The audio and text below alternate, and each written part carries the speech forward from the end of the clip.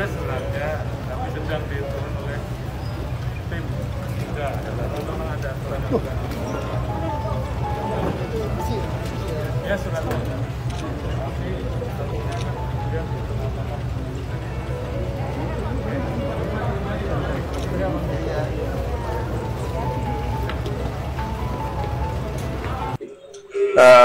bukan soal copot atau nggak copot ya, tetapi jauh lebih penting Polri mengakhiri posisinya yang kurang beruntung pada perkara ini. Ini kalau ada dalam ring, ya, posisi Polri itu sudah terpojok, ya, sudah terpojok dan masih bertahan dengan pukul-pukulan, ya, dari publik yang cukup keras. Untuk apa? Ya. Untuk apa? Untuk apa mempertahankan, ya, duri dalam daging, ya, yang mengganggu, merusak citra polisi cukup besar? Untuk apa mempertahankan rekayasa ini sementara Polri juga tentu punya bukti yang saya sampaikan, gitu. Jadi Polri bisa mengambil inisiatif sendiri, membuat laporan model A untuk langsung mengusut siapa saja yang melakukan rekayasa dalam perkara ini, gitu. Tidak harus menunggu masyarakat membuat laporan dulu, gitu. Ya sudah. Jadi ini kan sekarang Polri sudah kena getahnya, gitu, karena mempertahankan skenario atas peristiwa ini sebagaimana 2016, gitu. Sementara fakta-fakta baru sudah banyak terungkap, gitu. Ya akhirnya sebagai akhirnya aja drama dagelan yang nggak bermutu ini, gitu. Gitu. Jangan karena mereka 8 orang terpidana ini adalah kasta terendah, ya, kemudian kita tidak merasa punya kewajiban untuk memenuhi hak-hak mereka, ya. Jangan sampai ada kesan masa Polri kalah sama kuli bangunan. Nggak boleh begitu, buat soal kuli bangunannya, tapi ini soal hak warga negara yang juga dijamin oleh konstitusi, gitu. Jadi kita harus menghentikan pelanggaran HAM yang berlangsung dengan perampasan kemerdekaan 7 orang yang masih dalam, gitu. Saya berharap satu kepada Ketua Mahkamah Agung, Profesor Haji Sarifudin, untuk memilih hakim-hakim yang memiliki integritas, ya, yang bisa memutuskan secara adil. Saya berharap kepada Presiden Joko Widodo untuk mengambil kebijakan khusus, mengakhiri penderitaan, mengakhiri perampasan kemerdekaan yang telah negara lakukan kepada 7 orang yang masih di dalam, sambil menunggu kita proses PK yang diajukan, gitu. Tapi sebaiknya Presiden memiliki kebijakan khusus untuk mengeluarkan mereka dulu dari penjara. Jadi fakta-fakta yang sudah terang benderang ini menurut saya tidak bisa kemudian kita kembali lagi hanya sekedar pada hal yang bersifat formil, tunggu pembuktiannya di PK. Nggak bisa begitu, gitu loh. Ini soal nasib orang, soal hak asasi manusia orang yang sudah dirampas, gitu. Harus ada upaya ekstra untuk mengakhirinya. Oh ya, tentu maksudnya fakta-fakta yang sudah terungkap ini, ya, seharusnya bisa dijadi jalan untuk mengambil langkah-langkah ekstra, ya, bagi pengakhiran peradilan sesat, bagi pengakhiran pelanggaran HAM yang berlangsung yang sudah terjadi, ya. Jadi bahkan saya mendorong Komnas HAM, ya, untuk melakukan penyelidikan pelanggaran berat terhadap peristiwa yang dialami oleh 8 orang ini, berangkat dari isu penyiksaan, torture, yang menjadi salah satu isu dalam konteks pelanggaran HAM yang berat. Jadi baik Mahkamah Agung, Presiden, Komnas HAM, termasuk kepolisian, harus ada langkah-langkah yang efektif untuk mengakhiri segala pelanggaran HAM yang terjadi atas peristiwa yang tidak pernah ada. Ya sangat tergantung dengan Kapolri saja, sejauh mana Kapolri ingin menegakkan hukum, menegakkan aturan di internalnya, ya. Pertanyaannya, apakah perbuatan perampasan mereka dan segala macam kejahatan sudah terjadi terhadap 8 orang ini itu hanya pantas, hanya cukup diselesaikan pada wilayah etik, gitu, ya. Sementara kalau itu dilakukan oleh sipil, itu pasti masuk wilayah pidana, kejahatan, gitu. Saya rasa equality before persamaan di hadapan hukum itu juga harus bisa ditunjukkan oleh Kapolri. Rasa keadilan di masyarakat harus bisa dijawab sebagaimana janji Kapolri ketika di DPR tahun 2021 tentang presisi. Jadi Kapolri harus menunjukkan bahwa dia memperlakukan sama siapapun di hadapan hukum, gitu. Tidak hanya pisau itu tajam buat masyarakat, tapi tumpul buat anggota Polri-nya. Jadi ya hukum harus ditegakkan kepada siapapun dia, termasuk juga anggota Polri, gitu. Bukan hanya soal bahwa ini peristiwanya jadi hanya etik dan etika dan profesi saja, tidak. Ini masalah kejahatan. orang terapas berealis 8 tahun, masa problemnya kemudian diselesaikan dengan masalah etik? Kan nggak cukup. Dan untuk Bapak Presiden Jokowi dan Kemenkumham dan Kapolri, ya Pak Sigit ya, saya minta mohon bantuan untuk segera dipindahkan ke lapas Cirebon untuk Sudirman dan supaya bisa mengakses ke sini ya dekat dari rumah kami.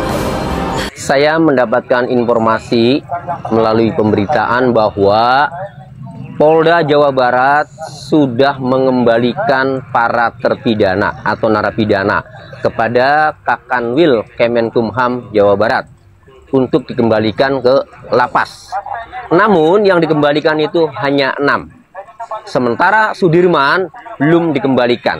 Nah, pengembalian terpidana hanya 6 itu terkonfirmasi dari surat Polda Jawa Barat kepada Kepala Kantor Wilayah Kementerian Hukum dan HAM Jawa Barat di Bandung, ya, itu ada 6, ya, yaitu 1 Rivaldi Aditya Wardana alias Ucil, kedua Hadi Saputra alias Bolang, ketiga Supriyanto alias Kasdul, kemudian keempat Eka Sandi alias Tiwul, kemudian kelima Jaya alias Kliwon, dan keenam Eko Ramadhani alias Koplak.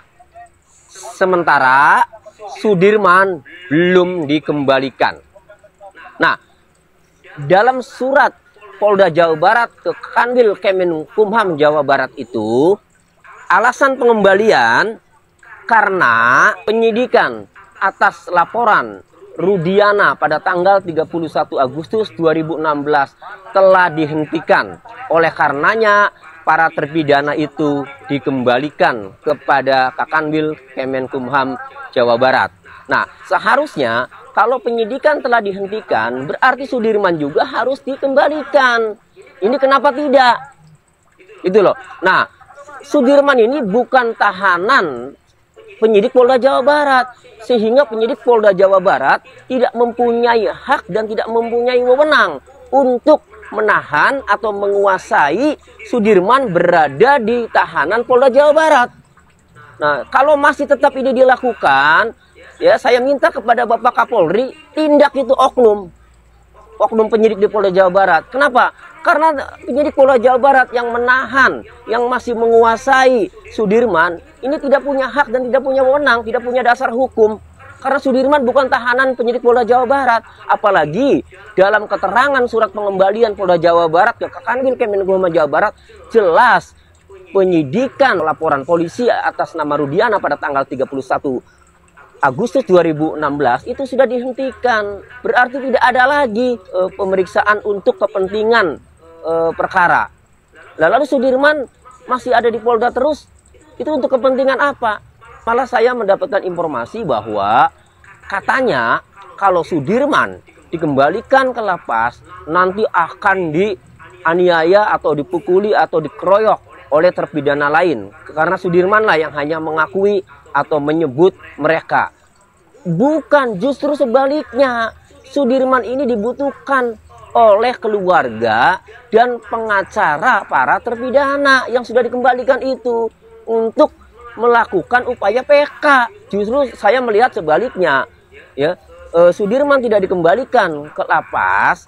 Saya menilai penyidik Polda Jawa Barat ini ketakutan. Kenapa? Karena kalau Sudirman dikembalikan ke lapas, nanti akan mudah ditemui oleh keluarga, akan mudah ditemui oleh wartawan, sehingga nanti terungkaplah sebenarnya apa yang terjadi. Sudirman itu melakukan atau tidak. Kemudian terungkaplah selama di Polda Jawa Barat, Sudirman diapain, disuruh apa, terbongkar semua. Justru itu saya menilainya penyidik Polda Jawa Barat ini ketakutan tidak mengembalikan Sudirman ke lapas.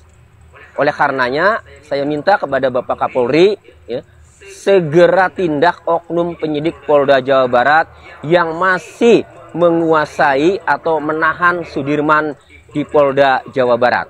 Karena masyarakat Indonesia sekarang menyoroti Sudirman. Kenapa masih berada di Polda Jawa Barat? Harus bisa memberikan penjelasan secara resmi kepada publik. Polda Jabar telah mengembalikan ke-6 terpidana kasus Vina dan Egi ke lapas kelas 1 Cirebon pada Kamis 15 Agustus 2024. Namun, ada satu narapidana yang belum juga dikembalikan, yakni Sudirman.